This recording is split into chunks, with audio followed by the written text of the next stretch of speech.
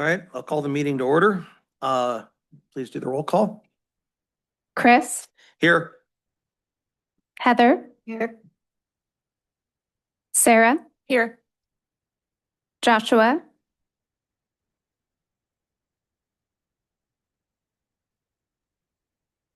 Here, can you hear me? yes, I can hear you. Micah, Micah is home with a sick child, so she's excused. Thomas, Here. All right, do we have any amendments to the agenda for today's meeting? I don't have an amendment per se, but I do have a couple things I'd like to talk about without any action, but several things I'd like to bring up for discussion. Do I need You a? can do that under commissioner comments. Okay, I'll just wait until then, Okay, but it'll probably take a few minutes. yeah, that'd be fine. Okay, if there's no amendments, do we have a motion to approve? So moved. second. All in favor? Aye. Aye. Do we have any amendments to the April 20th meeting minutes? Hearing none, do we have a motion to approve? So moved. Second. Second. All in favor? Aye. Aye. Do we have any public comments that are unrelated to agenda items for today's meeting? Okay, hearing none. We're moving on to the consent calendar. We have acceptance and scheduling of an application from Suzanne Webb for conditional use permit for a home occupation at 500 Unimax Street. Any discussion?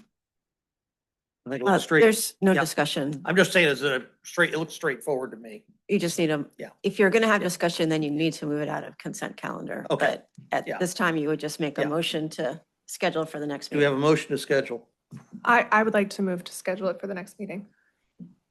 Second. All in favor? Aye. Aye. Okay. Public hearing items. Consideration of an application from Brian and Carol Kendall for a variance from the side yard setback requirement to rebuild a shop with a covered deck approximately 6 feet from the property line. Do we have any public testimony?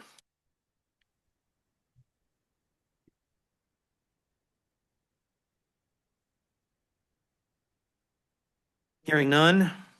We have a motion. Yes, I move to approve Resolution 2026-502 to allow construction of a shop with covered deck 6.2 feet from the side property line at 411 Sandy Beach Road. Second. Discussion? It seems that it kind of straightforward to me. Like these guys are just unfortunate just to have that one. It looks like just one corner that's over the line, and that's kind of what we're disputing this variance over. I found the reasons under the variance criteria in our packet at page 14 and 15 to be persuasive, specifically the idea that if the concrete foundation is already in place and it predated the current setback standards, and I do think it would be quite a burden to have to change that concrete foundation. So for those reasons, I find it persuasive to approve it. I agree. Yeah, I feel since it's rebuilding an existing structure, it seems fine. I think it fits within. I like the design with the clear roof too. It kind of matches what's going on in the neighborhood, that area. Yes, I do, for aesthetic reasons, appreciate a clear roof also. All right. Please do the roll call. Joshua, Yes. Sarah, Yes. Thomas, Yes. Chris, Yes. Heather. Yes. Okay. Moving on to non-agenda items, we have commissioner comments. Our first one is the cell tower overlay. Have people got ideas, things, locations? I would just say I appreciated reading the marine industrial overlay zone ordinance. I had known about that process and been in part of the discussions, but this is actually my first time reading it. I didn't realize that this ordinance actually creates the ability to make other overlay ordinances of various types. So I thought that was really interesting. It covers our immediate desire to make an overlay zone for towers, but it also, I think, would interest Commissioner Adams in particular, the idea of an overlay zone for historical districts or certain aesthetic rules are in the ordinance and do kind of contemplate, if you wanted to institute downtown having certain historical or cultural or aesthetic standards, you could do that using this ordinance. And so I found this to be a very interesting ordinance and I appreciated reading it. Appreciate that you noticed that. Yeah, my eyes specifically on Singley Alley. Looking forward, I think that I don't want to get too far ahead of myself here, but ultimately, if we hold on to it long enough and we preserve our boardwalk, I think that Petersburg has a fighting chance of becoming a UNESCO World Heritage Site if we preserve Singley Alley.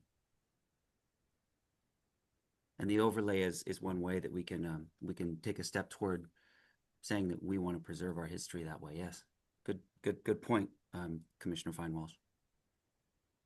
As for towers, I don't have any other specific locations in mind other than what we've discussed, but I do, other than the fact that I do think that we should designate, make sure to designate locations that are outside as well as inside Service Area 1 to help encourage development of tower locations away from residences. These were some ideas I had, just looking at the maps and stuff. So of areas, and I kind of, I didn't really follow property lines, I said kind of within this area. And, we can designate, and I believe, Liz, correct me if I'm wrong, we can designate portions of a lot. If it's a large lot that the overlay would be on, not that we don't have to designate the whole lot, do we? We can, as long as we can create a clear legal description of that Okay. property. So as long as like, the back 100 feet of said lot or something like, yeah, I'm just trying to. I don't love it, Yeah. but yes, we can do that. Because there's some lots that are so large that if the tower overlay was put on the Yeah, yeah. front, it Mhm. would be really close to residential, but if it was put way up at the back, it's not a problem. Sure, I get what you're saying, So, yeah. Yeah. But It's anyway, nice if we have a map attaching so that yeah, there's a picture to go with the words, right? yeah. So these are just some different areas that I looked at throughout the borough. And I've got more copies up here if other people want to come grab some, take a look at them. And are they all borough-owned properties? Are Some are Forest- private property, some are Forest Service, some are borough-owned. They're just areas that I thought were good locations for towers. Would meet what the cell companies want, but also are far enough away from residential that it's not an issue. And I think like one of the sites is the site that's down at Papke's that has the radio towers on it. I thought if that property owner's interested in having the overlay on their property, I think it would be something that would be worthwhile saying, hey, it could be done. And if they say we absolutely don't want it, then I'd say, well, we wouldn't do that. But, I think we should approach private property owners and say, this is a good location to put a cell tower. Are you interested in being in the overlay? So Okay. that's kind of the way I feel about it. So. And then if property owners had a large lot or two large lots, Mhm. like say Mr. Bushman, he could subdivide and just dedicate, say, the back portion. Well, if he has the overlay, say along the back portion, he could sell a portion of that area in the overlay for a cell tower site and then keep the rest of the lot as not a Right, cell. tower. Right, okay. And so I was of the impression too that we were going to think outside the box and look at private properties also as a. Well, I would possibility. say put it out there and say, these are possibly good locations. Are you interested in having your property have the overlay or not? Because to some people, it might be worthwhile. It might be beneficial to them to be in the overlay because they have more chance of selling that lot to a cell company. And on the other hand, it, puts the cell towers in locations where, number one, they're at an elevation where they get better coverage. And two, they're far enough away from properties that are not industrial. So, and most of these lots I identified are in here are all either industrial or something, or unzoned because they're large lots. So, So I but would it just, push that one was my, too. that was my thoughts, so. And this is awful close to homes, but this is borough-owned property, and I think that I have the plat number. I went down to see Molly, and I don't see the plat number on it right now, but if you look at Kings Row, and you go up to the top, now you're not gonna wanna do anything right here. But when you get back It's here- back by the airport cutoff road on the back end. Yeah, so that could be a good site. That, okay. But I it's, thought the only you might- problem is I'd be worried about is the proximity to the runway end the on, runway. on that southwest side. Yeah, So- and that's not, is that the runway itself, or is that just part of I can't its tell from, boundary? I can't tell from that. Yeah, okay. So, Okay. I mean, that's one of the things we have to be concerned about is spacing Sure. off that. But most of the time when they're doing downwinds flying around the airport, they're coming over town. They're not gonna fly on the mountainside. They don't want to be that close to the mountain.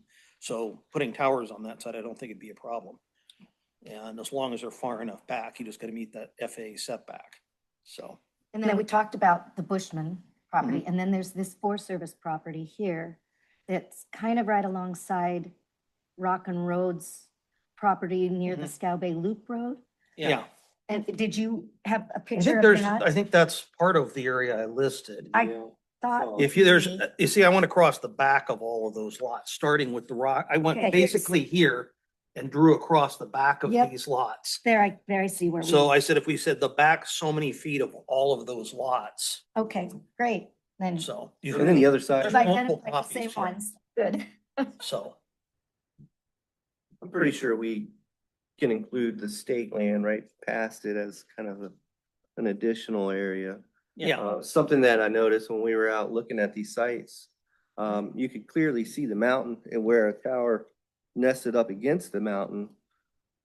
And the other one I- Hell, that wouldn't be in the way of Yeah. aircraft, otherwise they'd be flying into the mountain to hit the tower. and the other one that I didn't put in here, but I think should be included is there's already cell towers on the top of Crystal Mountain and Lindenberg Peak.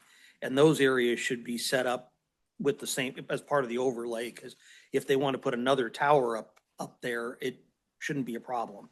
I mean, they're far enough away from any residential property and they're in a good high location to cover a large area. So that's kind of my thoughts, so. Okay. Seems like we've identified a lot of the same And then property. there's those ones up Twin Creek. The back of those, there's two privately owned industrial lots and a state of Alaska lot. And again, it would be a strip along the back of those. It'd be a good location, I think. Oh, I And then the other one I was thinking of is on the next page down here is there's up Three Lakes Loop Road to where the mill is, and then there's some mental health land right around the mill. But this big lot 12 that's right there is owned by the state of Alaska. And that would be a good potential location as well, because that is up at elevation. And it's close enough to Papke's, it could cover Papke's as far as cell towers, but it's far enough away that, it's not obtrusive to view or anything else. So that's kind of what I'm thinking, it'd be a good location to put a tower.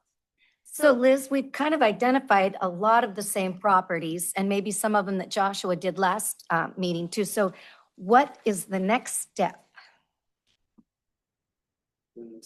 It's going to be an actionable item next month then that we could say, these properties we want to bring forth to the assembly for them to consider.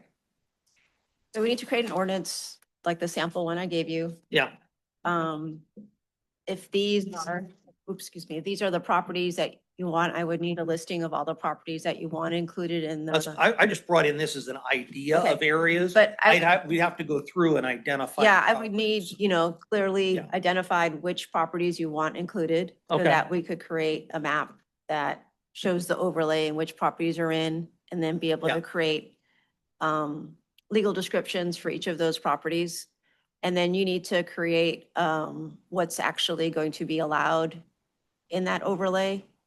And then justification for why this ordinance is needed, blah, blah, blah. Okay, so basically using that MIO ordinance as a template, I think you could take out what's in there and rewrite it for this, And can that be hashed out here at this meeting today? Like just, if you want to. Let's check some bring it- stuff off the list. I think the reason for the overlay, it's because of the community desire to choose and recommend certain sites to wireless communication companies, so as to limit surprise and have some sort of public input in the locations, and kind of ease that process. I think that's definitely a reason. Commissioner Fine-Walsh, I would like to add to that, dovetail onto that. Everything you've said is very valid and clear, but from our perspective as elected officials, I think it's imperative to note the debasement of land in the argument. And that's, I think one of our strongest arguments is simply the fact that these towers are being placed in locations that will never be able to achieve their full potential or even their intended use if they are allowed to be used for towers. And I think that's a very important point that we should make in the CTO overlay. For example, the site location on Mill Road will never be a single family home as it was intended. The flower farm will never be a flower farm, et cetera, et cetera. The one above Skylark Park will never be, a trailer park. It'll never be used as anything other than a communications tower. And that's a huge loss to the community. It also debases the value of the lands around it. I think that's a very strong argument. I just wanted to put that out. okay, and so Liz, do I remember things correctly? We have to give you at the end of the day today, or at the end of our meeting, everything in writing for it to be able to be on next agenda as an actionable item? I don't So- think we're going to be able to do it on the next agenda as an actual item unless we can get all the legal descriptions, which is it's not an insignificant amount Yeah, it's quite a bit of work. of work. I think, yeah, just from my experience gathering legal descriptions, just gathering one can be burdensome. Just a FYI. If you could at least nail down exactly which properties you want included, at least in the first draft, and then nail down what's allowed in this district exactly. And then we can work on legal descriptions. It does take, depending on how many lots you have and how complicated it is, it takes a while to pull all of that together, but I would say allowed in the overlay would be wireless communication facilities as defined in our ordinance that we drafted. so Okay, that, and a just so you know, piggyback that data. doesn't include non-WCF, like other things like radio, television, and other broadcast towers and things like that, relay stations. So if you want to allow those types of things in there too, you'd have to expand that definition. Okay. I guess my impulse was just to have this, just to have WCFs because of the kind of controversial nature of them, and we're specifically trying to place these in desirable locations. But But what about? I mean, I don't co-location? think, 1 second, Joshua. I don't think there's going to be much harm. I'm okay with including radio towers and other broadcast facilities in there, but it just didn't seem like an urgent need, I guess. I agree, and because once it comes to our agenda next month, we can amend it to, if we had more time to think about it, we could amend it to include more properties or to include more uses, but just for the sake of actually making it an actionable item next month, we could just give our reasons why.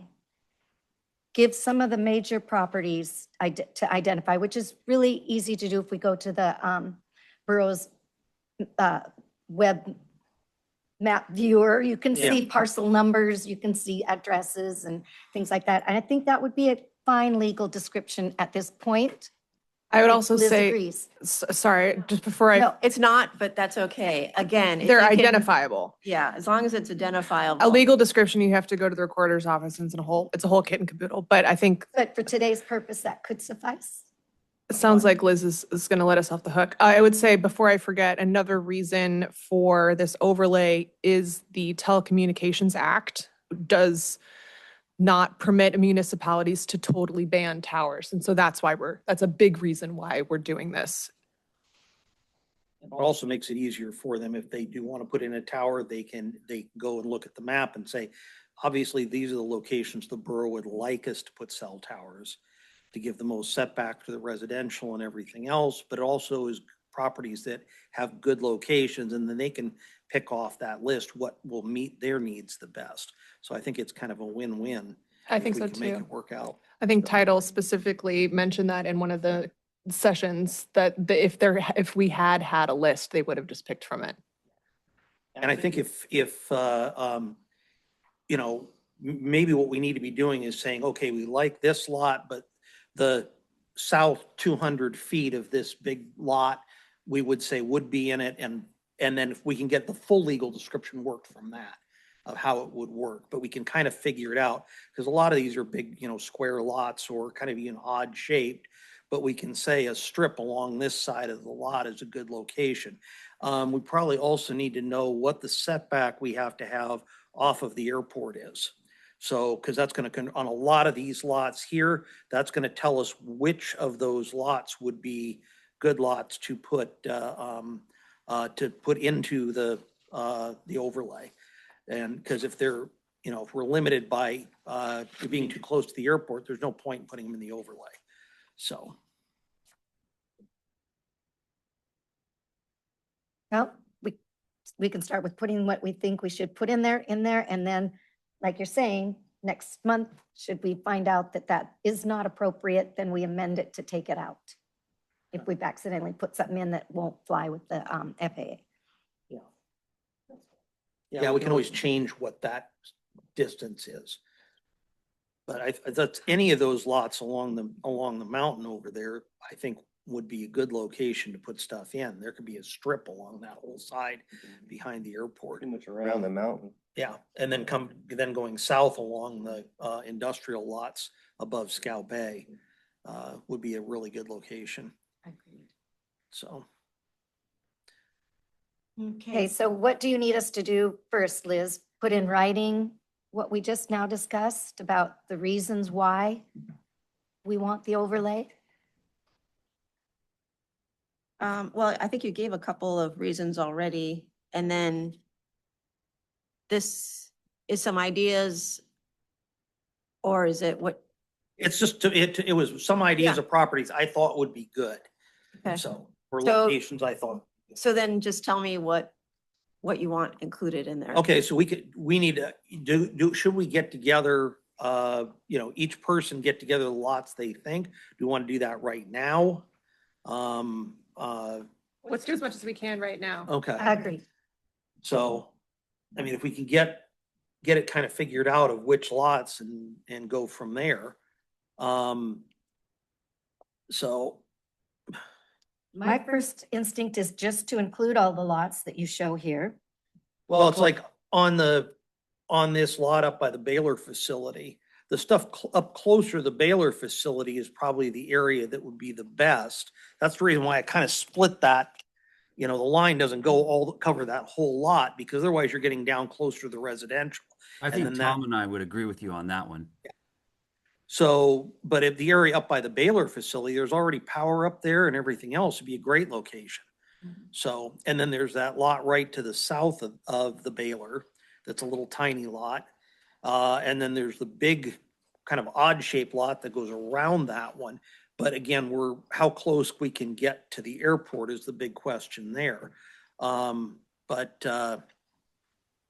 there's areas there, and then there's the area up by the up going toward the water treatment facilities.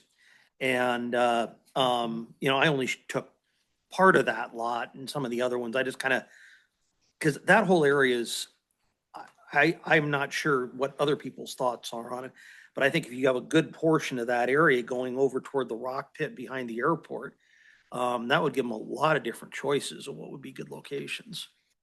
But Yeah, as I'm I not sure the said, rock pit where we blast is a great, that's not a great place to put a tower by the But rock pit, but going Over on the other toward that side, on yeah, the other side where the treatment plant is a great place. yeah, The elevation where it is. and up by the water tank there. Mhm. I agree.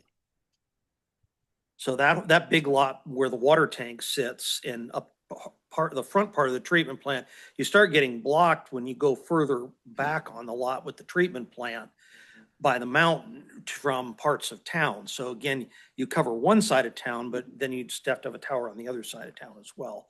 So I mean, that upper part going toward the reservoir is not as good of a location, but so.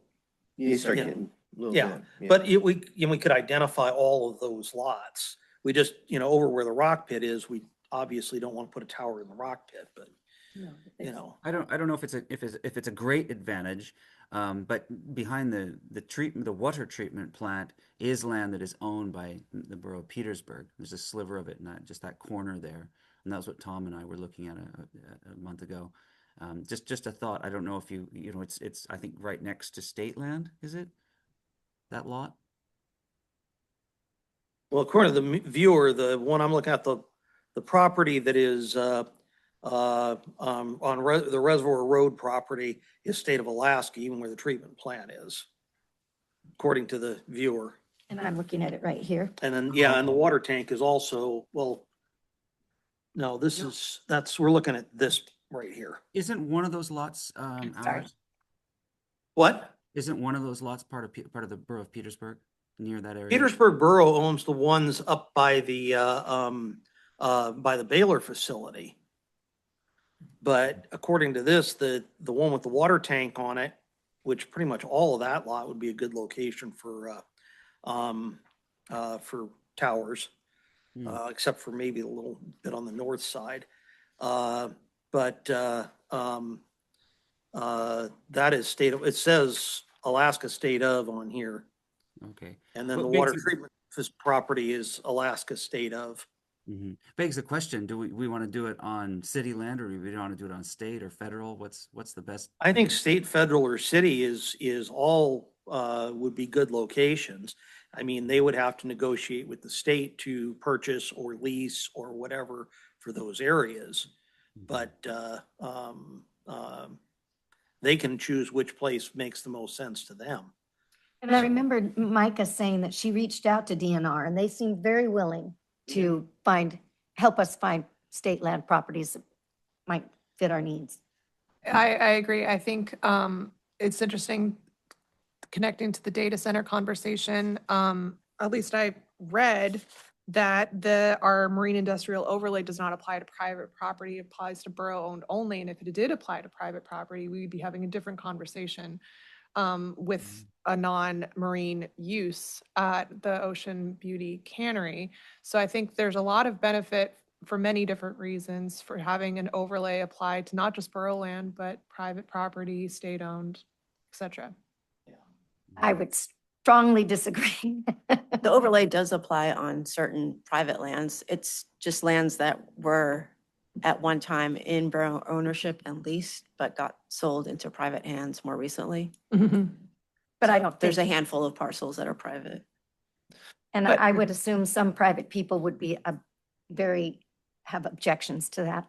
Well, yes, you would want, with this, I think that the good thing about the notice process is that, anything we're including in the overlay, we have to notice private persons. And so they would get a chance to say like, no, I don't want this in the overlay, or I very much do want this in the overlay. I want to be able to sell it to a wireless Or if they're communications company. if they're an adjoining property owner, that, we don't identify, but would fit, and they say we do want to be in the overlay, then I would say, yeah, it's, There- we consider it. And There if are- If the individual Yeah. owner If the wanted it. Right. individual owner Oh, and wants that's They the, wanted it. that's the benefit of the notice Yeah. process, I because I do think know that's- there are people in town who very much want to be able to sell.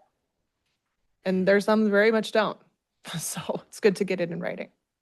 And there are property owners, I think, who want to be able to, it would be beneficial to them, say if the cell tower were put in, because then power would be brought in to Right. that location. And roads, And yeah, yeah, so it would be a benefit to them. it really depends on the So- person. Yes, And I that's can see whatever where they negotiate, that's not our, for some folks, area. they would want to be in that Yeah. overlay for the towers. yeah.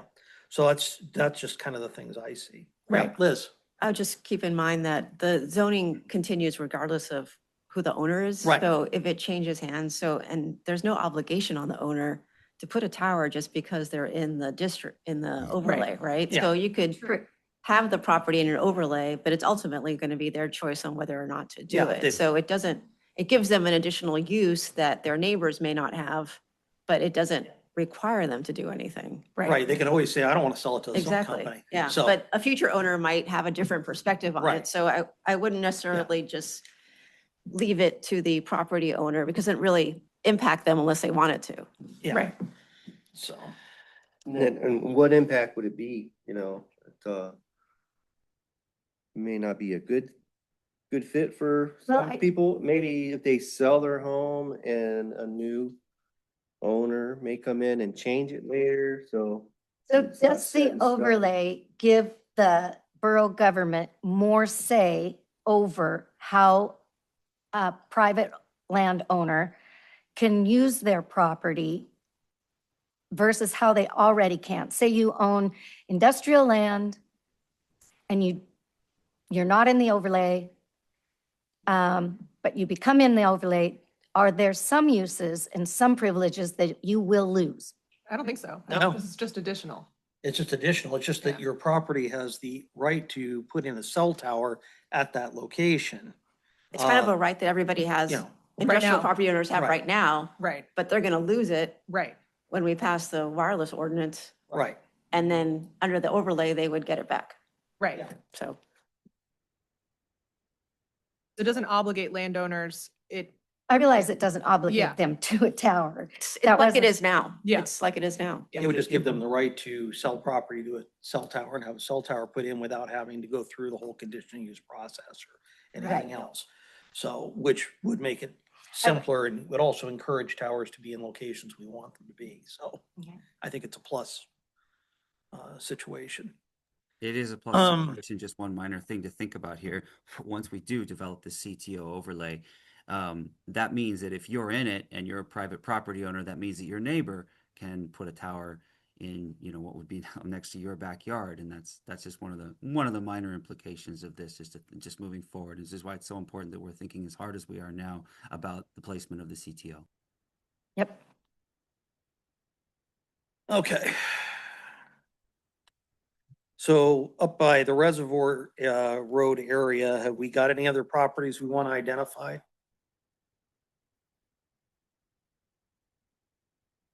Well, we liked this one too, didn't we? That's over on the Scow Bay side. So I think, let's finish Oh, up the let's- okay, Reservoir I'm sorry. Road area first.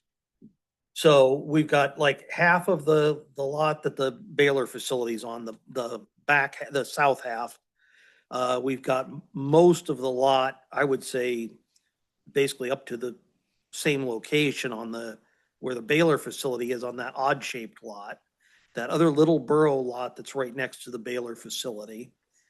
And then possibly the big square lot that the water treatment facility is on.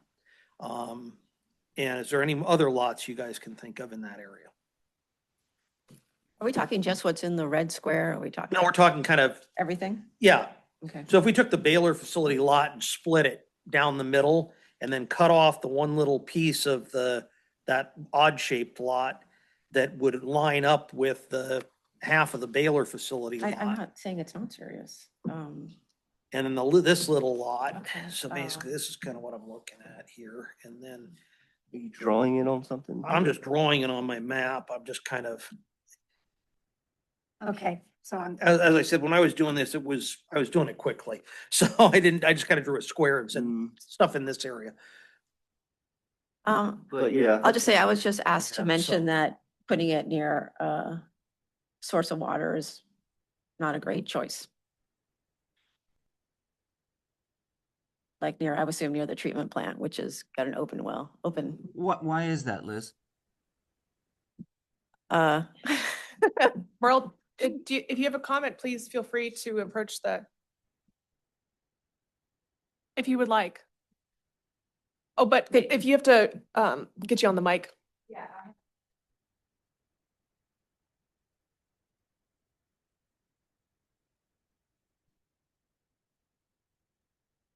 Please state your name for the record. What I wanted to bring up is that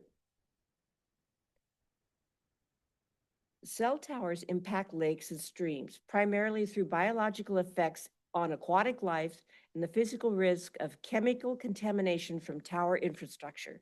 While water effectively absorbs and reflects radio frequencies, RF signals, this interaction can have unintended ecological consequences. It's also a health risk.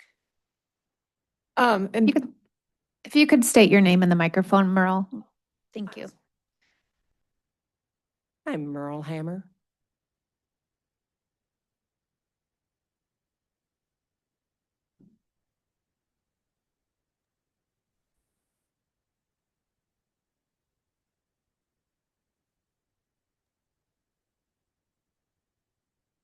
So with that in mind, I think a lot of the places that we selected for on the north end of the island are absent of any major anadromous stream or lake or anything like that, and they're not in recreation areas. But something to consider down on the southern part of the area, we do have Falls Creek and Twin Creek and all that, and there's recreational areas, so we'll need to keep that in mind and maybe add some buffers in there for. Yeah, that's what, I tried to stay up more on the hill above the stream, which is, away from, it's still on industrial land, but it's away, or it's not in zoned industrial, but it's in industrial use right now, and then state-owned land that is up on the hill, which again, meets the criteria for what the cell tower are looking for, is for better propagation, to be able to get their signal out, so. The way I interpret Merle Hammer's statement is that maybe the Baylor facility would be a larger contender for a cell phone tower. Well, from the For excommunication corner, cemetery. from the corner of that little lot by the Baylor facility to the water tank is 962 feet is what I just quickly measured here. So that's quite a looks good. distance. Yeah, that looks pretty choice, doesn't it? Yeah. So, I mean, if you say, well, we want to eliminate the area where the water tank is, they're probably they're probably gonna want to be somewhere where they've got the best elevations. So that's kind of what you got to look at here. Hmm. And the Baylor facility is pretty good location there. I mean, think that would be a prime location, but I don't think contamination is an issue at the Baylor facility, is it? Baylor facility is probably more of a concern than the cell tower would be. So, Yeah. I just for the record for, make a little less burden on Liz, can we repeat your kind of meets and bounds that you're identifying for the Baylor facility? well, what I was thinking was the big square lot the Baylor facility is on, the south half of that lot Okay. would be a good location. And there's a little lot right below that. If you look on this map, you can see there's kind of a little tiny lot. Yeah, it's called Lot Tract A. Is that the one you're Yeah. talking about? Parcel ID 01024500. Let me pull it up here. The other one, yeah, 0102460 Oh, 4600. is the parcel ID. Uh-huh. And it's just right next to the Baylor. Thank So, I think that's a good And one. 4,500. That's the other Yeah. lot.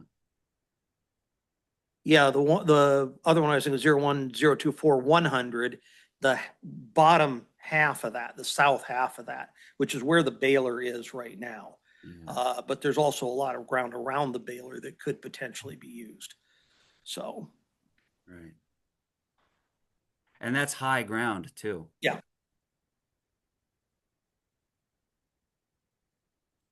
So, Was that adequate description for you, Liz? I think if you just drew it on your map, it'd probably be the best. okay. I make- can go into my map. Or just like even, I can do that and then send them to you on email. okay, kind of, yeah, that's great. If that's what we identify, so. I like, So are we saying keeping the water tank lot out of the thing now is what people want to do, or what is everybody's thoughts? I'm fine with, I mean, part of the overlay creation is getting public input, Yeah. and so I think I'm fine with keeping that one out. Okay. same. Yeah, and the next lot where the treatment facility is, you're getting back kind of around the corner behind the mountain. So it's gonna block a lot of towns, so I don't think that's a good location, potentially to put one in, and again, so, Yeah, to water treatment. right, so it limits what's available. But, But it probably suffices. I mean, how much area do they really take up? and then there's that lot that's right next to the big lot that's right next to the baler facility. And that little lot, and it goes further back toward the water treatment. But a chunk of that could be indicated as well. And that's lot 01023 and we want to keep it back off of the north side because we don't want to get too close to these residential lots. But, and we also don't want to get too close to the water treatment in the back. But maybe if you took a 1/3 out of the middle of that lot, Are you still looking at this? I'm looking at this one right here. Thank you.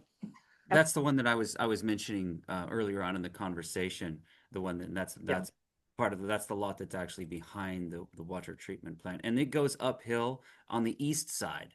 I showed you guys a photograph of that last meeting. You're talking the one, That 3,300, right? no, it's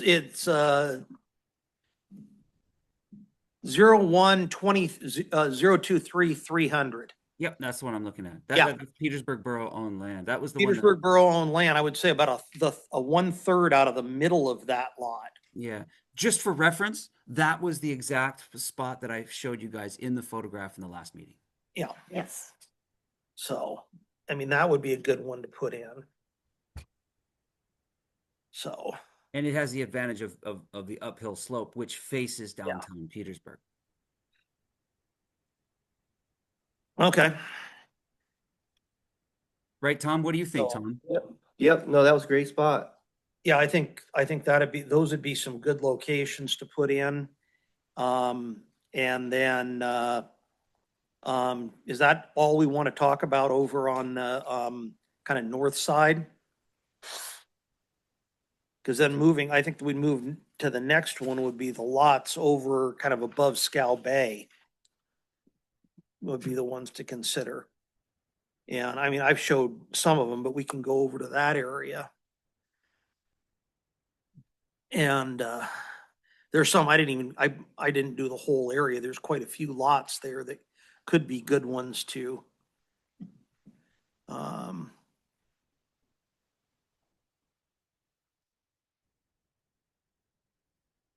I would just say a strip along the back of there's 1, 2, 3, 4, 5 commercial lots up there above Scow Bay.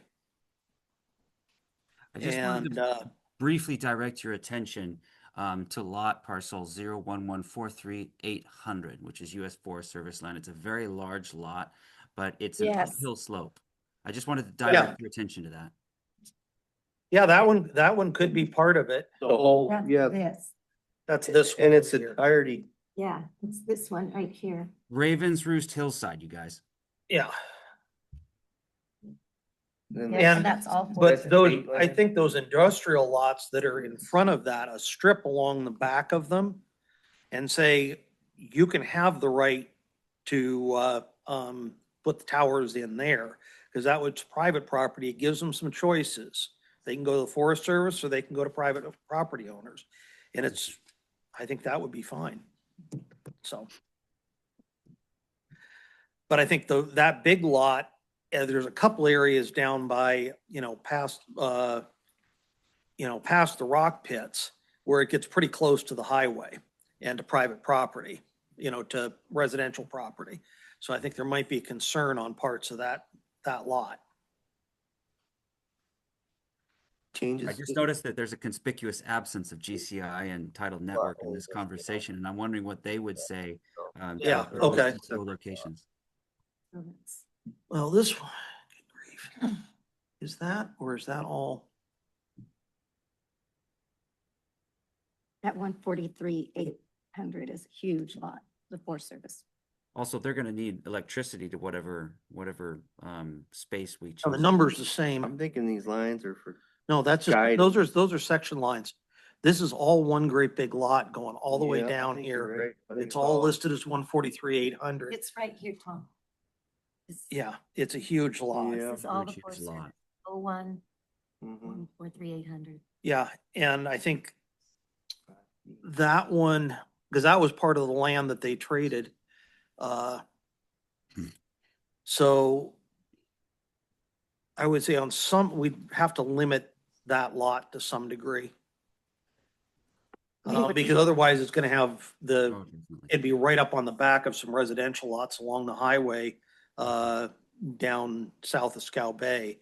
I And I think people will be concerned about that, so I think it would be better. Yeah. agreed. It even encompasses an area where I think a tower tried to put in an application and then withdrew it.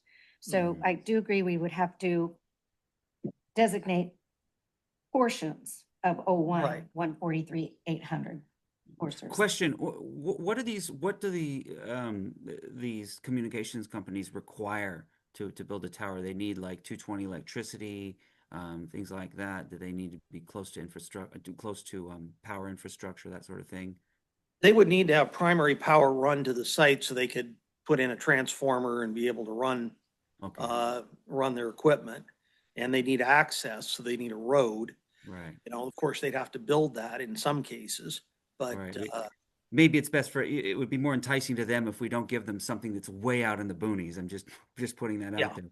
Direct your attention to the Olson Avenue address. It has a road. It seems like, well, if it's got a road close to it, maybe the owners of parcel ID 010555500, James and Karen Olson, would be interested in being part of this.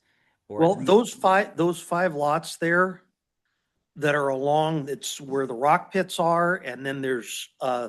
3 industrial lots north of that. If we did a strip along the east side of the lot, and we'd have to figure out how many feet off of Right, the it's- property line, but that would give them a good location to put in a tower and give them multiple different property owners to talk to. Maybe, but Commissioner Fry, I just want to direct your attention to one small detail. You're looking at about 3 miles away from downtown Petersburg at that point. So is Yeah. that too far? Well, Depends. it depends, yeah. Remember, there's already towers in downtown Petersburg that they have by right use to put additional antennas on. Mhm. That's under the law. So there are choices already in the downtown area if they want to put additional ones there, but this gives them some other locations if they want to put additional towers up. And more than likely, the reason they put up more towers is to cover blind spots. And the blind spots are not in town, it's when you start heading down out the road.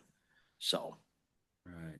There's also a sliver of Forest Service land right in the middle of that, between the Olson property and the quarry. That's Forest Service land, which is the 5,600 piece right there. And it's kind of this strange, like, frying pan shaped piece of land that almost goes down to the road. I just noticed yeah, that. it does go all the way down to the highway.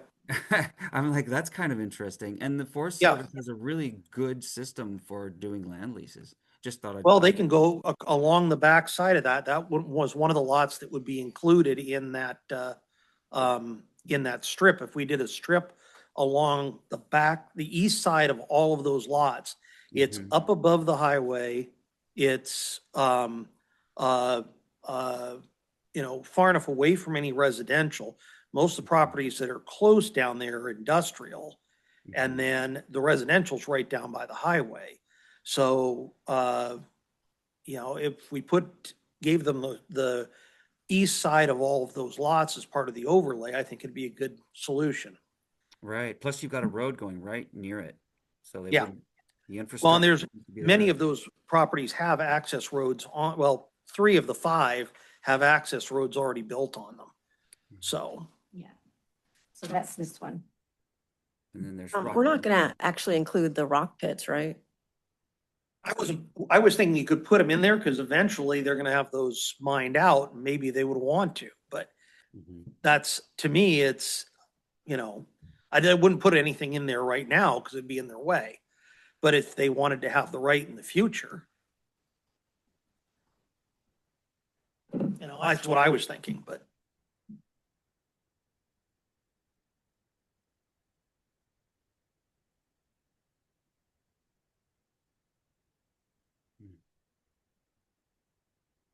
I definitely want to say that I like 01055-600, the Forest Service lot that actually has access to Midcoff Highway. Yeah, I would definitely vote on that one. and then Ron Bushman had said he'd be interested on his lot. And, we could, Olson's are in the middle there. Which one's Ron Bushman's? It's Not Chris Bushman?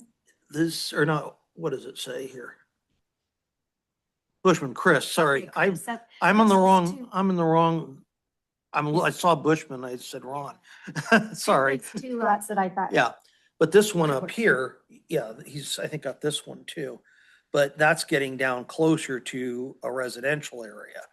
So, but if we went on the back of that one, Right. mhm, there's Chris's, yeah. the back of Chris Bushman's lot. And then you've got Olson's have that lot in the middle. And so that's why I said a strip down the back of those would be, Mhm. that's the way I would think to do it. Yeah. I just took a measurement from Hammer and Weecon over to that frying pan shaped Forest Service lot, 10,827 feet as the crow flies. So what is that, 2 miles?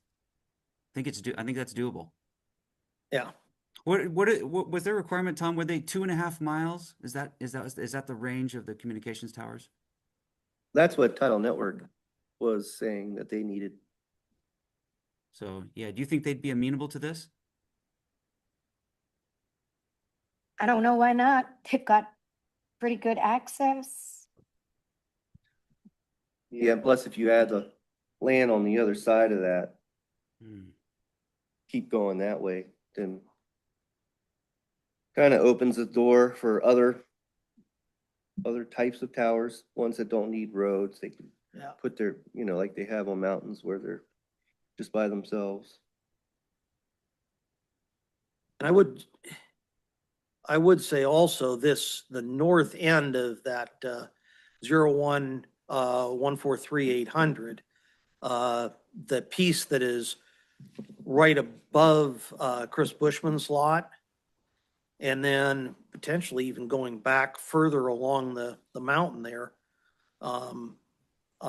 would be a good location to put in as well. Are you saying right in here? Basically, let's see.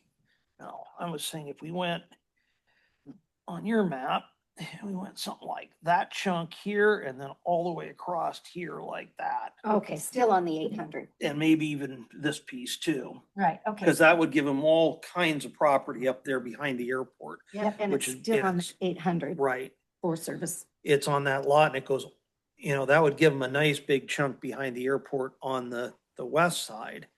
So they have got a lot of places to choose from, so.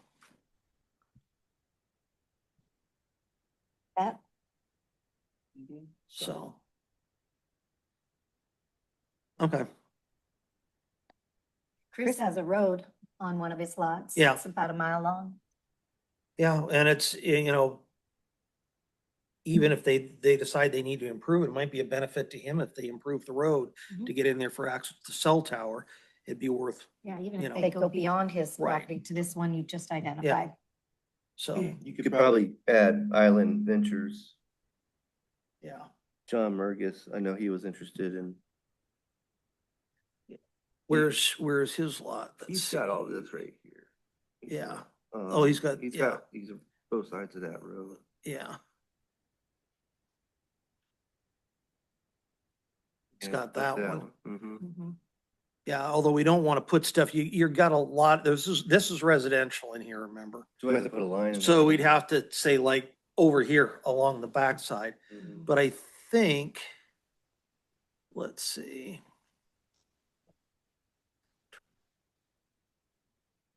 Where it gets describing, makes Yeah. it just difficult to describe. Yeah, and that's Forest Service. We just have to be careful about what property is near residential. Cause I mean, this housing development over there has given us grief, before with being right next to industrial. So, we just want to make sure, we don't want to make a situation worse than what's already there. So, Mm-hmm. you know. And again, the areas that they want to put, they're going to want to put towers are going to be on the higher elevation ground. So there's no point in indicating ground that's down in a hole. So.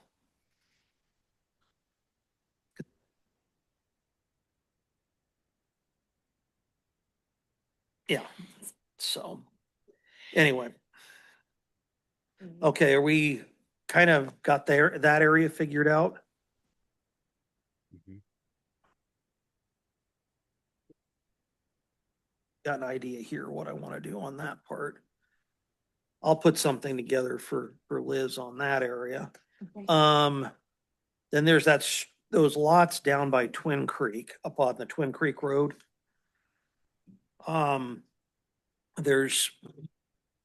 There's 3 lots down there that I thought had good potential.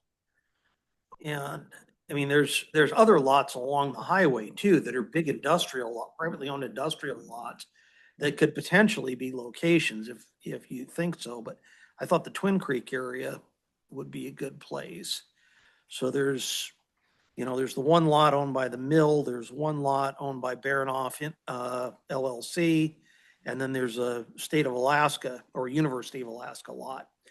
And I think a strip along the east side of those lots would be a good location and is a fair distance, off the highway. I think I indicated that with, on one of these ones, I Is measured this it out. Here, Yeah, it's this one here. So this is on the State of Alaska, if they put a tower in that corner of that University of Alaska lot, this one, if I can get it to close, doesn't. All right, if they put it in the upper corner of that University of Alaska lot, it's 923 feet to the highway. So that keeps it a pretty good distance away from residential because most of that area is, industrial lots. So, yeah, I like putting that one out there too. because that gives them another location that is an option. So there's 3 lots there that would be a good indicator. And then, and I don't know, this whole lot 12, we just have to take a strip off of the upper side down by Falls Creek. So that it's up by the road where the elevation is, but it's not down by the creek. And then this lot up here is, US Forest Service. So we could take a strip along both sides of that road, Mm-hmm. the bottom side of 12, and I don't know what the other one is. I'd have to go back out there and look at it. Where's Well, my? the State of Alaska and then. 12 is State of Alaska, and then this lot above it is a huge US Forest Service lot. That's all Forest Service land. It's just funny, you got that little block of state land. And then there's Well, there's two of them that go, one next to it going east is also a block of state land. I know at one point in time, the borough was trying to get those as part of the formation of the borough. Come on, close. And then there's the little privately owned property up there where that, where the mill is. And then there's a chunk around it that goes down, all the way down to the highway that is owned by Mental Health on the north side of the Three Lakes Loop Road. It's away from the,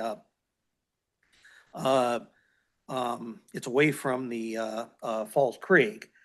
But that area would be a good location too, or at least part of that Yeah. lot. I agree. Yeah, that looks really good. Because the upper part of it has got good elevation on it. The lower part, when you get down toward the highway, is pretty low. But And that's Forest Service land, right? no, it's Mental Health.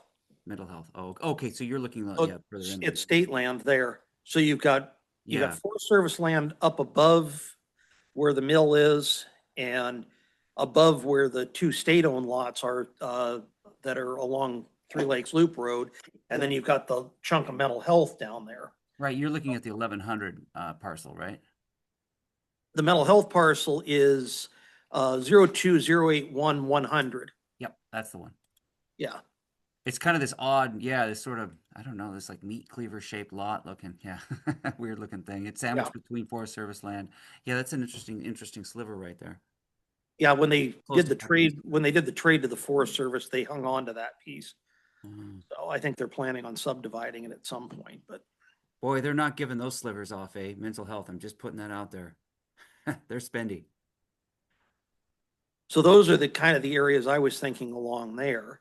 But we could do a strip along the Three Lakes Road on either side there. That would be a good location. And then when you get down to the industrial property that's there, and then a chunk of that mental health property as well. That one would be a little bit harder to do a description on, but it could be figured out. And then the only other one I had on the possibilities was out where the radio towers are. Oh, yeah, and Over at Matt's It's, place. Yeah. And I don't know if he's interested or not, but he was at one point, and then he may become interested at another point, so Yeah. I would include it. yeah. Just So for I the would- record, we're looking at Matthew G. Garrett's, right? The 4500 lot. Yes. Yeah. And that one, I've got some measurements on here as well. Let me see where I found which page that one's on. It's like a good distance away from the residential lots at Papke's and also down below it. It's from where the tower is on the lot, the back tower is on the lot right now to the closest residential lot in Papke's is 1,519 feet. And from where the tower is now to the closest residential lot to the southwest is 1,092 feet. So Right. it's Well, pretty from the good. center of the property, I'm getting about 1,500 linear feet. Yeah. Pretty far. And that's from the center of his lot. If you do it on the other side, Yeah, I actually zoomed in on the photo and looked at where the tower was and then measured Yeah. from the tower to the nearest residential lots going to the northwest and to the southwest. yeah. Cause those are the closest lots. So, Just FYI, I think the property all around that's owned by the trust, they've proposed to subdivide, so into residential, so it could yeah, all around there become residential. yeah. Mm. Mm. Well, it's just something I figured to throw out there because there's already an existing tower there. So, Chris, I thought I'd mention, if that becomes a problem with the residential subdivision, you've got the shooting range that's another mile away, and it still reaches, within an acceptable distance of Papke's Landing. yeah, We're looking Yeah, I at think there was only a couple of homes that were just outside the 2.5 miles. the biggest thing that, I think the property up Falls Creek is probably a better location because it puts it higher above Papke, so you get better, because Papke's is that hill that drops down. And cell signals are pretty much line of sight. So you start trying to shoot through a whole bunch of trees, you start really degrading your signal. So they're gonna wanna be up somewhere where they can get, or they gotta put a taller tower in. So, I think it'd be better to encourage, but the shooting range we could include.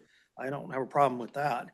And like I said, we also should include, the areas where the cell towers already exist out on Forest Service land outside of, so the top of Lindenberg Peak Right. and the top of Crystal Mountain. Just a reminder, the Forest Service land leases are really cheap. I mean, it's what Yeah. is it, $3,000 an acre per year? I mean, what the heck? Might as well go for as many of them as we think we'll ever use, right? The problem with being out in those locations is the issue of power and everything else. So they have to plan differently for their infrastructure. So, but that's, I think we should include those sites because we would rather encourage them to be in locations like that. So. All right, we kind of got an idea of what we need to put together. I can kind of try to figure this out. Thank you. So. Yeah.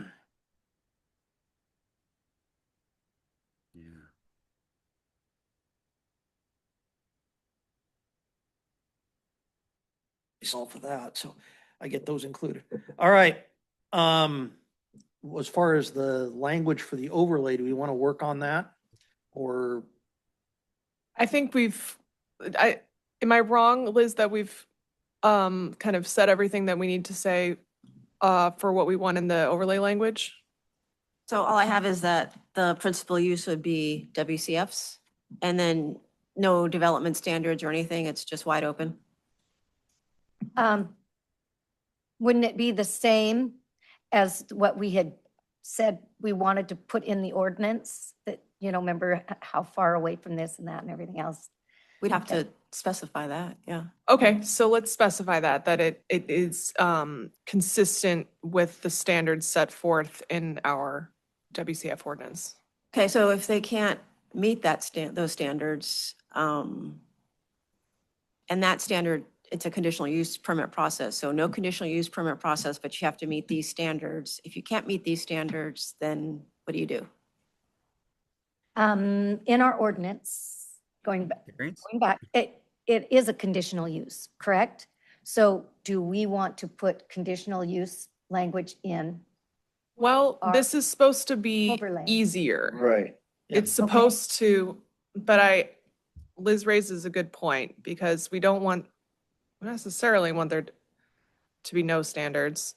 I mean, that's what we have now. I think we can put down basic, you got to by right use to do up to, but it meets the same requirement as far as setback for the lot size. It's got I would also put in there some language about total tower height. If you go over a certain height, then maybe we kick that into a conditional use. If you're going to go over so many feet, you gotta Go through the apply for process. conditional use permit.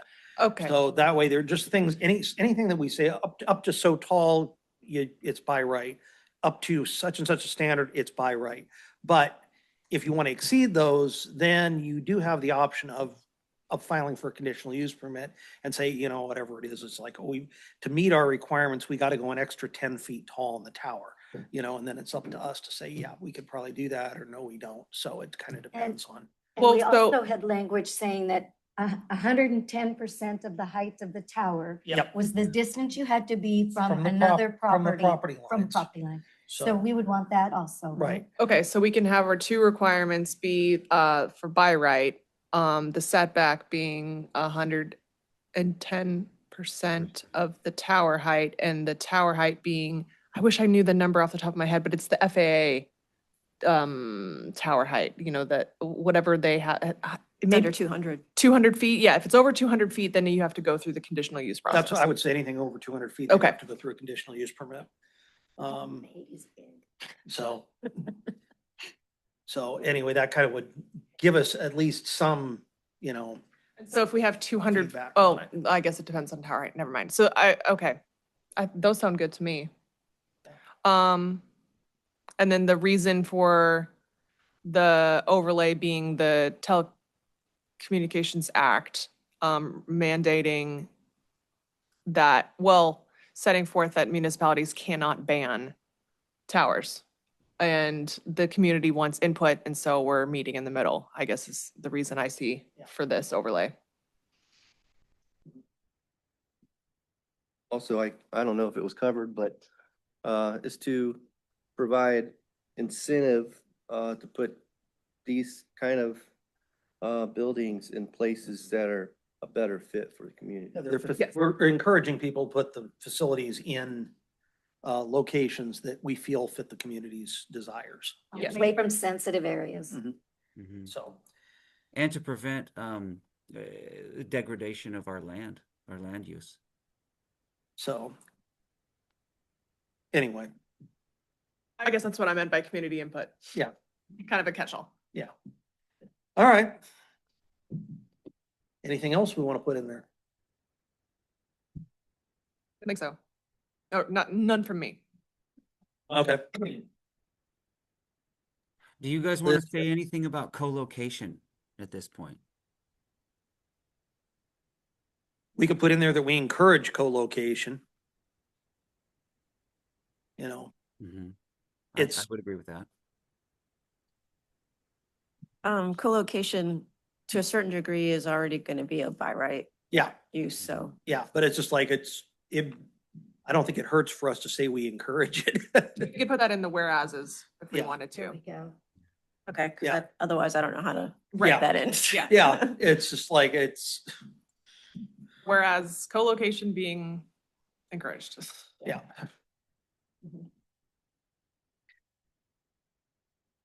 Right?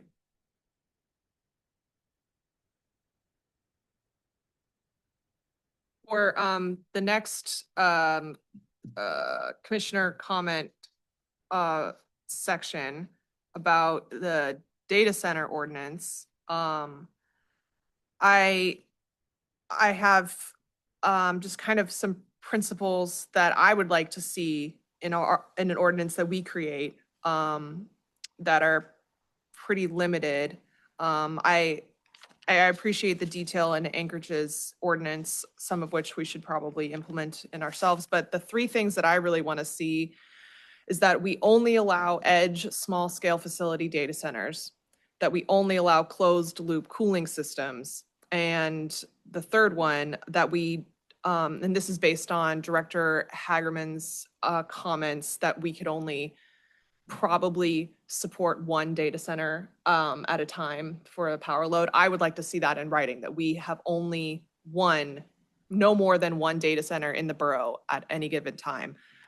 So those are the three things that I would like to see. The last one maybe is it's perhaps more controversial, and the reason that I like that is Director Hagerman's comments, but also the fact that ordinances are living documents. And if there is a second data center that wants to come in, that they would have to go through the ordinance process and convince us that we can bear a second one. Well, I think one of the things to say is rather than say limit it by the number of data centers, it should be by the power consumption of the data center. I agree with Chris. That gives us a number which we can get from power that says, yeah, we can handle up to this much power usage. So even if it's two small data centers, but they're below the power usage, I think that would be perfectly fine. But if we start getting, or two or three or whatever they're as long as it's below the power usage, it should be fine. But if we start going above a certain amount of power usage, then it's going to become a problem for the borough. So it could be one data center, or it could be 4 data centers that meet that criteria. So I think it'd be better to state it as up to a certain amount of power usage. If we can get that number, I think I would be fine with that. But the reason I liked putting in writing that we have one data center at a time is because the data center that's proposed is a small scale facility. I don't know that they get much smaller than that, although I confess my ignorance on the subject. But the fact that we have a small scale edge facility, closed loop facility that's proposed, and our direct power and light director said we can support one but not two. Yeah. I wanted to get that in writing. So Yeah. that would be my personal proposal. I think it would just be good to get from Power and Light of saying, okay, up to Right. this, because if they decide they need to grow that data center. Right, true. That's my other concern would be, is the power consumption going to start going up and then it becomes a problem? That's very There's a true. compromise. I There's a think it'd be compromise. good to have a hard number of So how the, much power we can afford. so the edge facility doesn't grow into two edge facilities disguised as one, Right. for example. Okay. Right. Yeah, I There like is a that. there is a compromise here, you guys. And this was suggested by, proposed by Andrew Mazzella, because he wants to do the 2 megawatt data center in downtown Petersburg. And he said, look, if it costs you I'll just cover it, the diesel surcharge, whatever. And you just build them. You say, okay, this is what you guys cost us for the excessive use. And, when it was the one day that it was 13 degrees Fahrenheit that winter, and then they pay the difference, and they pay the difference for whatever costs are incurred. You could do it that Yes. way as well. That's a good point, and I think we should get that in writing, and put that in the ordinance, that if there's excessive costs associated with the data center, that the data center bears the financial burden and not, the public.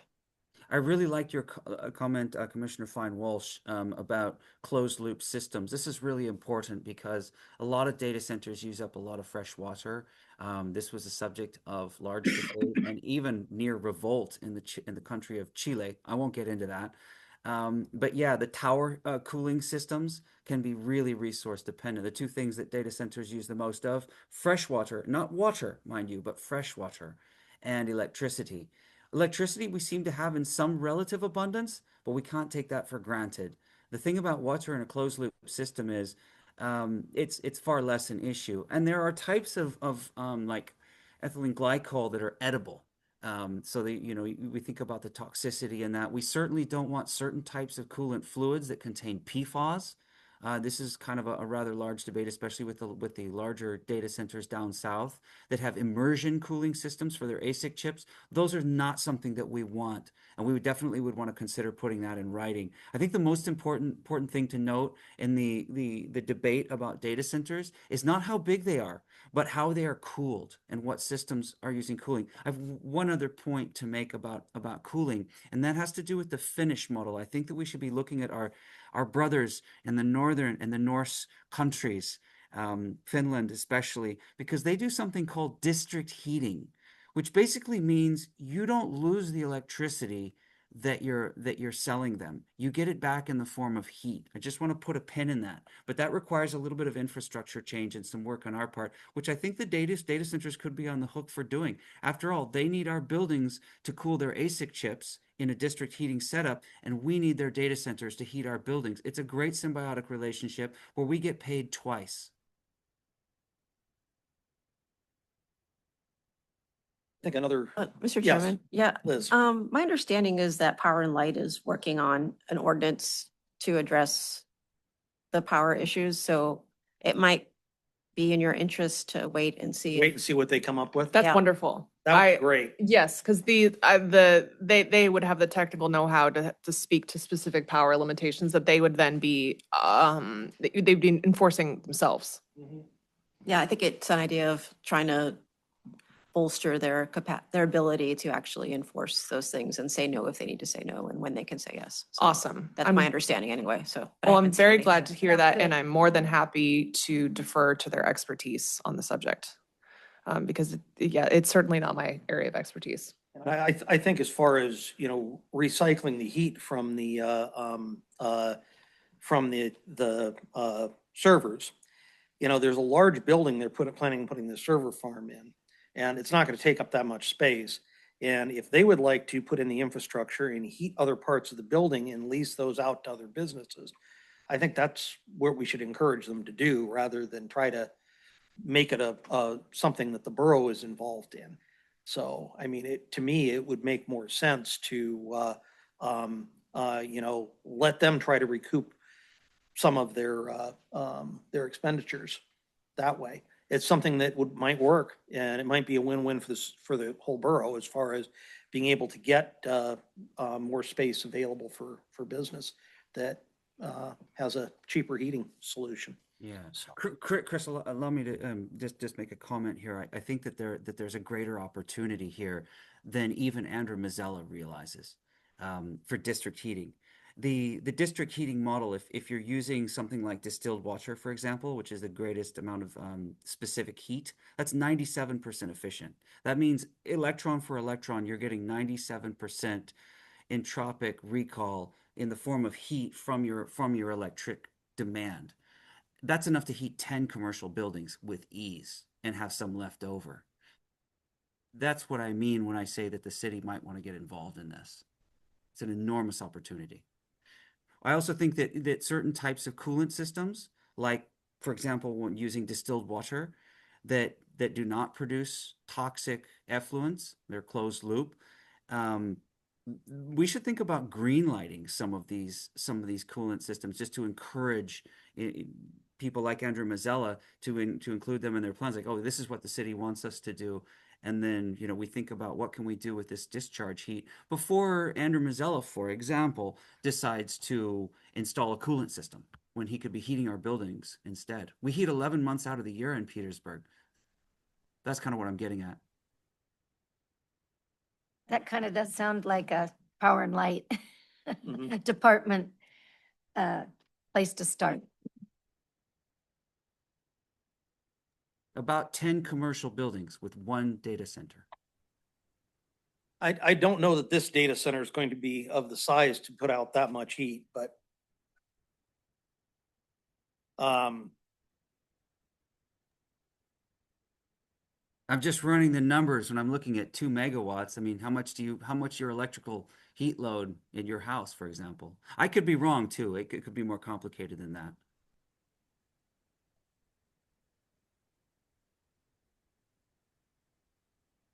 Food for thought. yep. And something I bet that Power and Light Department will look at closely. I do have one person on Zoom. Yep. Oh, he had his hand up, but now he doesn't. So Have comments you wanted to make? Yes, I do. Is this time?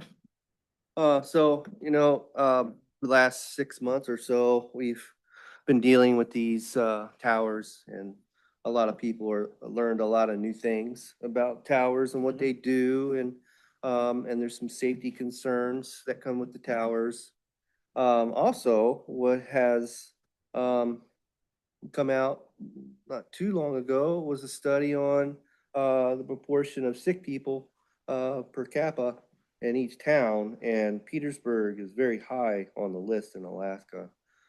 And I don't know if this was a peer-reviewed study, but I know a lot of people talked about it, and so the question has been out there, is some of this sickness related to communication towers, especially ones that have been in place for a while, for the long duration of people that live here that are exposed.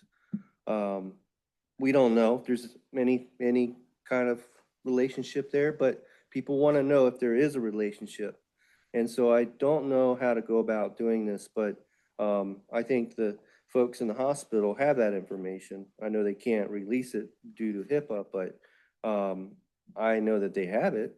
And I don't know if we can ask them to see if there's a relationship, if there's any clusters or places where more people generally get sick than other places. So that was just something I want to address. I don't know how. I think it's been talked about that towers need to be, once in a while monitored. Who does monitor our towers and provide information on them to be sure that they aren't emitting unsafe levels? That was the second part of this, is how do we go about getting regular monitoring? I have a list of cities that have done it. There's a couple companies in the United States that do it. Most of the companies that do this kind of work are in Europe. But it's becoming something here. It's becoming a thing. And so anyway, you know, trying to figure out if there's any sort of relationship with the towers that we have and sick clusters, and then, RF monitoring. I'm not sure if that, unless we're putting that into some sort of code, is something that is part of what planning should be involved in. That sounds like you're getting more into borough assembly area, so. It does occur to me that perhaps our federal lobbyist may have some ideas on working with the FCC to get someone that they would accept to measure RF emissions. Because my understanding is that if you can measure it yourself, but it's really the FCC that needs to Verify it. verify exactly. So that's just what occurred to me. We do have a federal lobbyist. And so they may know who inroads, but that's just what occurred to me. And also my mom was a hospital data analyst for many years, and I know that there is way to anonymize data and get around HIPAA and look at trends, but that is a big it's a big process. So you can get around HIPAA, but it's a big lift to analyze huge amounts of data and find trends, but it is possible to be done. But that's my input. And I don't know if we have the wheels to get it done here. Maybe not, but I think I would appreciate us getting someone from the FCC to measure RF emissions and at least put people's mind at ease, or maybe highlight problem areas. But I think our chair is correct that, going through the borough assembly or through the borough manager, the borough manager and the mayor are the ones with the relationship to Might be our the more federal appropriate lobbyists. pathway for that sort of thing. Yes. Rather than us. We're more in, putting the code together, and then we're the ones making the decision on variances and conditional use permits and everything else to the code. So that's kind of more of our sandbox, should we say. So then we So- could actually put in, ordinance language that requires random or regular RF testing. I think we did contemplate it it came up in our draft. Which is with the borough attorney currently, but we did talk about that during the drafting process, measuring RF emissions. But That might even be able to be attached to that ordinance. Seems like it should be a condition. Yeah, I was that- thinking the That they are same thing. required to have. I have one person on Zoom if you'd like Sure. to. Oh. Okay,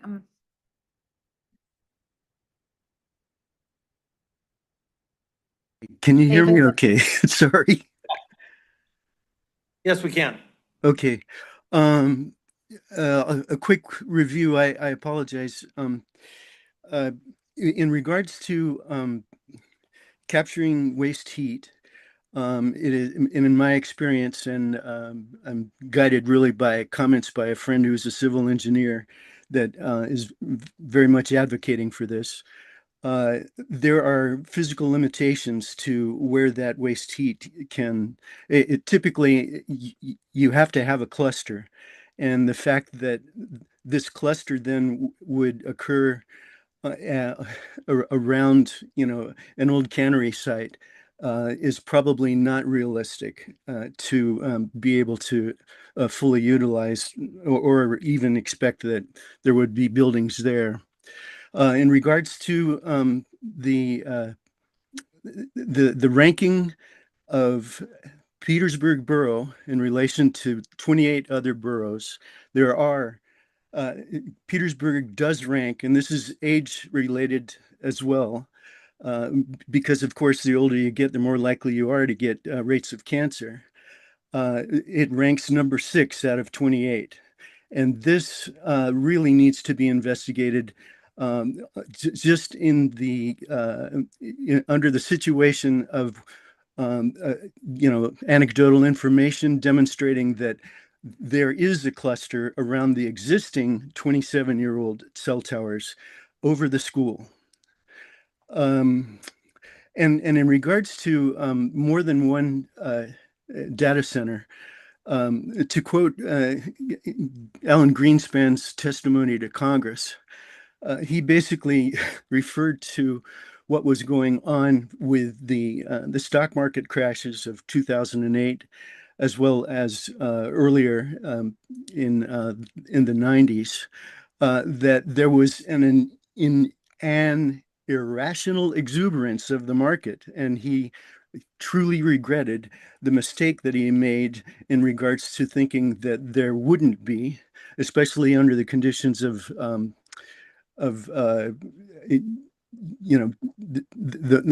allowing banks to invest their monies. So in regards to AI data center in the lower 48, the expansion, talk about irrational exuberance, the expansion of AI and data centers is literally being used to justify the expansion of energy production. So in regards to what is happening, we could have a feedback loop coming out of Petersburg Municipal Power and Light going, yeah, we can do another turbine now and have another data center. So I thank you very much for this opportunity. Thank you. Yeah, thank you, David.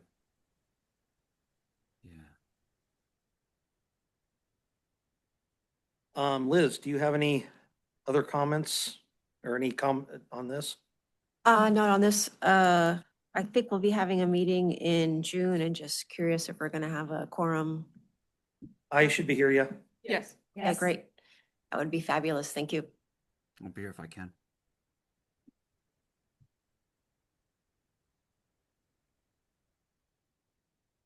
Hi, my name's Susan Martinez, and I did have some comments about your closed loop system.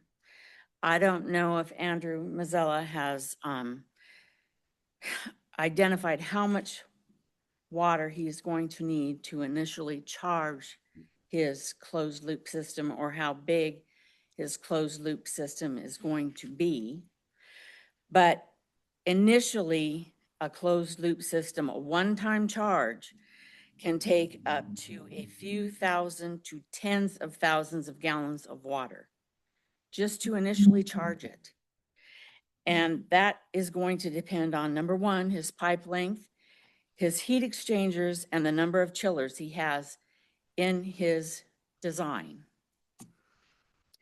It's also going to be dependent on if, when he initially sets it up, if he uses a combination of water glycol mixture, which is going to be important because that's going to prevent freezing and corrosion moving down the line.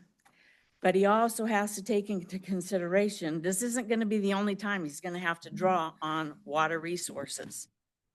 He's going to need it for maintenance down the line, and there's going to be weekly, quarterly, and annual checks. He's going to have to totally flush that system at least every 12 to 24 months.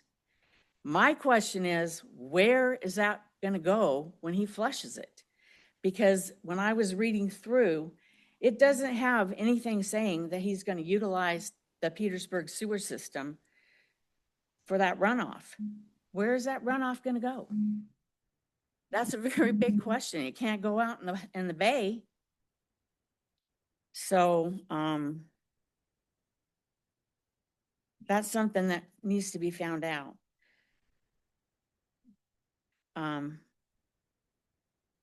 As far as AI,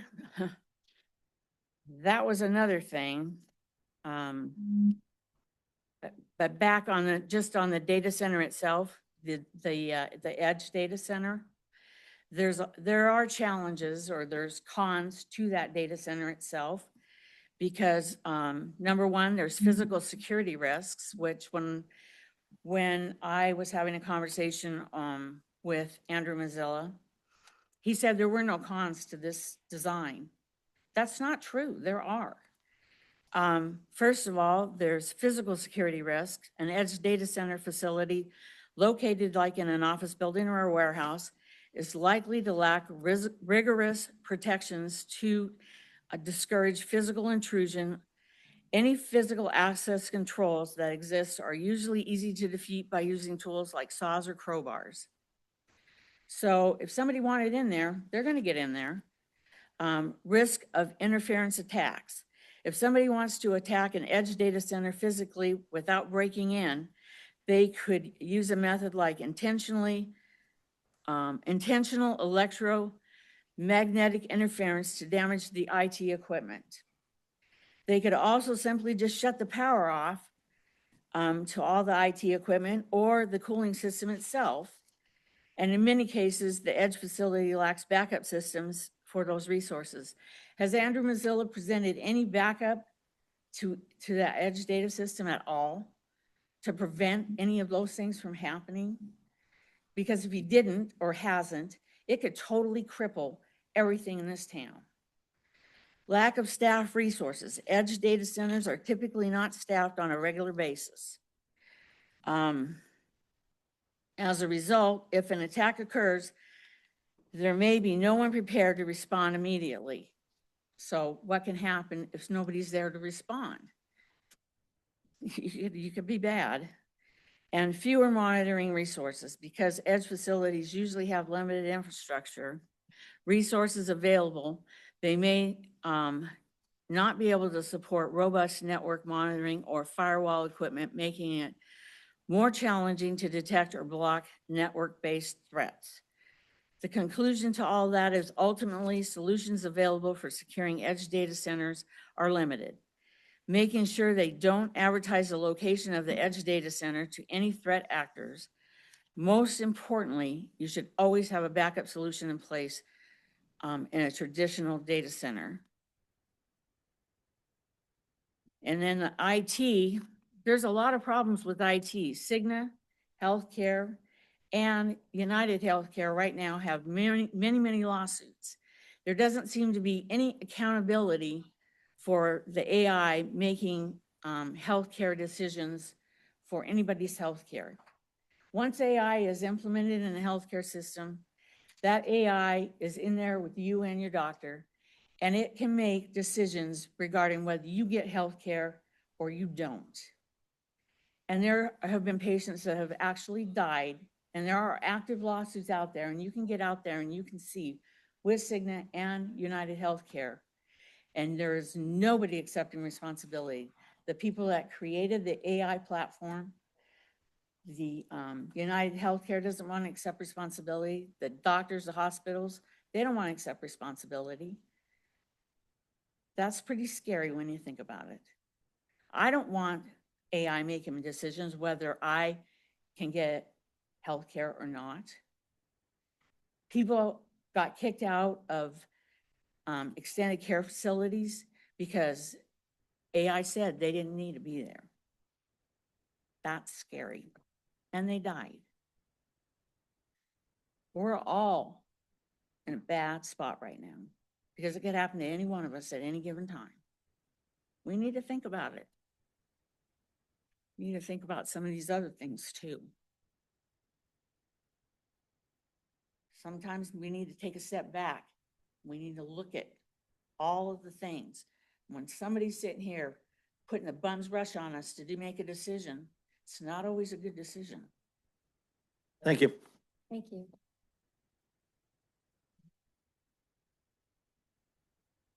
Hi, Judy Omer, speaking for myself. I hope as you're going through looking at what kind of restrictions or limits, guidelines, whatever you're putting on a data center here in town, that you consider restricting the noise that they put out, because it runs 24/7, 365.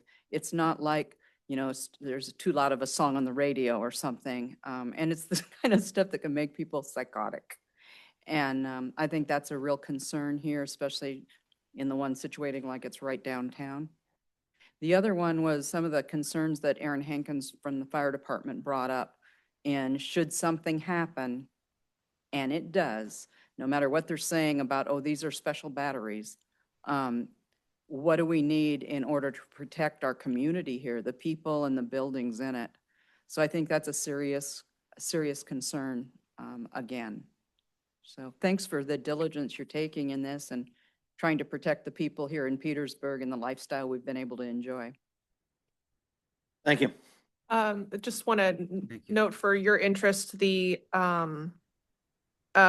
ordinance that our director pulled for us from Anchorage has a huge amount of noise dampening mitigation standards. A lot of it is about noise, and then some of it is also about discharge through the sewer. For I thought it was really an interesting point that closed loop systems also discharge into potentially our sewer system or need to be disposed of safely. So I thought, but I just want to note for your purposes that both of those points are in the ordinance that we reviewed. So it's a good thing to remember that it's not just about power, it's also about noise pollution and water pollution. So there's multiple considerations to make, and that if Power and Light does a power ordinance, we should still consider doing a data center ordinance for other reasons besides power. So thank you for your input. Yeah, thank you so much. Those are some really good. All right. points. Our next meeting is June 9th at noon. Liz, did you have any staff comments? Nope, that was it, that we were probably going to have a meeting, so. Okay. All right. Do we have a motion to adjourn? So moved. Second. All in favor? Aye. Aye. Aye.